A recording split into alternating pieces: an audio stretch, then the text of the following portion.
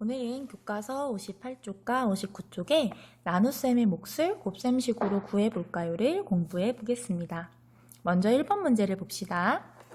15명을 한 모듬에 3명씩 나누면 몇 모듬인지 알아봅시다 라고 했어요. 그림을 한번 볼까요? 한 모듬에 3명씩 모여주세요 라고 선생님이 말씀하고 계시네요. 지금 이 반에는 15명의 친구들이 있나 봐요. 그랬을 때 3명씩 나누면 과연 몇 모듬인지 나눗셈 식으로 한번 나타내 보자고 했어요. 그럼 지난 시간에 배웠던 나눗셈식 구하는 방법을 생각해 볼게요. 먼저 전체에 있는 학생 수는 몇 명인가요? 네, 15명. 그래서 나누어지는 수에 15를 적어주고요. 나누기 몇 명씩 나눈다고 했으니까? 네, 3명씩 나눈다고 했으니까 나누기 3을 해주게 됐을 때 몫이 오게 되겠죠. 식으로 먼저 네모를 활용해서 적어주면 15 나누기 3은 네모라고 되어 있어요. 근데 아직 우리 나눗셈식 완성 안 했어요. 몫을 구해줘야겠죠. 그럼 나눗셈식을 한번 그림에서 선생님이 3명씩 한번 묶어볼게요. 이렇게 한 모듬.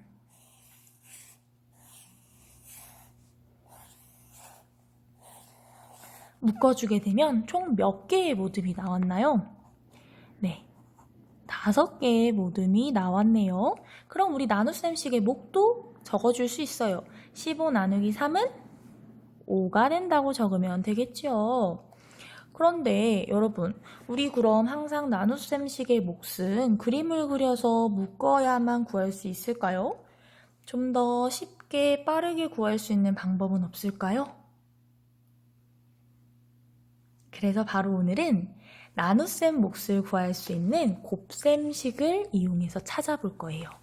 지난 시간에 나눗셈식과 곱셈식은 서로 밀접한 관련이 있다고 했었어요.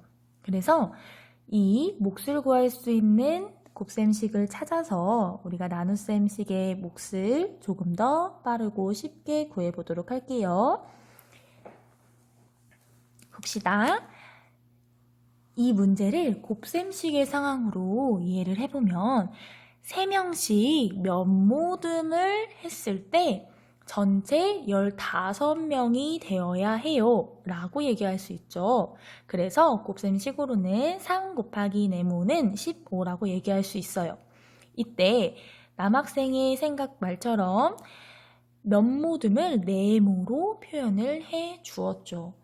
그랬을 때 우리 2학년 때 배웠던 곱셈 구구를 떠올려 봅시다. 3 곱하기 얼마를 해야 15가 나오죠? 네, 바로 5를 해주면 15가 나오죠. 3 곱하기 5는 15입니다. 여러분, 이 나눗셈식과 곱셈식 어쩐지 많이 닮아 있지 않나요? 물론 나눗셈과 곱셈이라는 차이는 있는데 서로 비슷한 것들이 있어요. 바로 나누는 수와 몫을 서로 곱해줬을 때 나누어지는 수가 되었죠.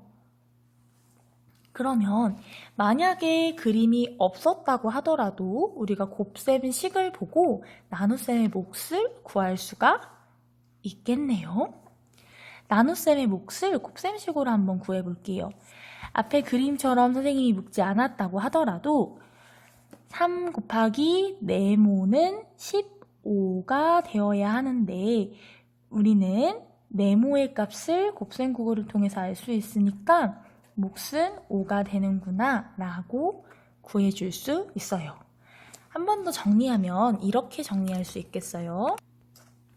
나눗셈의 몫을 곱셈식으로 구하는 방법은요. 15 나누기 3은 네모에서의 네모는 3 곱하기 15를 이용해 구할 수 있습니다. 이렇게요. 먼저 곱셈식을 적어볼게요. 3 곱하기 5는 15라고 적어줍니다. 그 다음에 곱하는 수와 곱해지는 수를 했을 때 15는 나누어지는 수 자리에 적어주고 나누려고 했던 3을 적어주게 되면 그때의 몫은 곱해졌던 이 5를 적어주면 되겠지요. 이런 방법을 활용하면 좀 더 쉽게 나눗셈식의 몫을 구할 수가 있어요. 문제를 통해서 한번 같이 다시 봅시다. 꽃 40송이를 꽃병 8개에 똑같이 나눴을 때 꽃병 1개에 몇 송이씩 꽂을 수 있는지를 구해봅시다. 그림을 한번 보고 이해를 해볼게요. 꽃이 지금 총 40송이가 있어요. 근데 8개의 화분에 똑같이 나누어 담고 싶은 것 같네요. 이 상황을 꽃병 1개에 몇 송이를 꽂을 수 있는지 나눗셈식으로 먼저 한번 나타내어 볼게요. 그럼 전체 40송이를 나누기 8로 해주면 네모라는 몫이 나와요 라고 해서 이렇게 적어줄 수 있어요. 근데 우리 아직 사실 식은 끝나지 않았어요. 바로 이 몫을 구해주어야겠죠. 그런데 조금 전에 배웠던 방법을 활용해서 나눗셈의 몫을 구할 수 있는 곱셈식을 먼저 써보고 몫을 한번 찾아볼게요. 한번 보겠습니다. 전체는 40송이가 나와야 해요.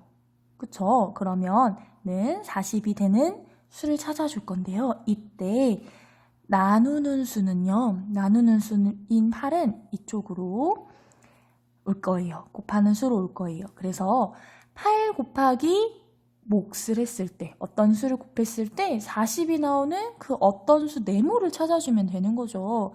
여러분 우리 곱셈국어를 떠올려 볼까요? 8 곱하기 5를 해야 40이 나오게 되겠죠. 그럼 식을 이렇게 완성할 수 있어요.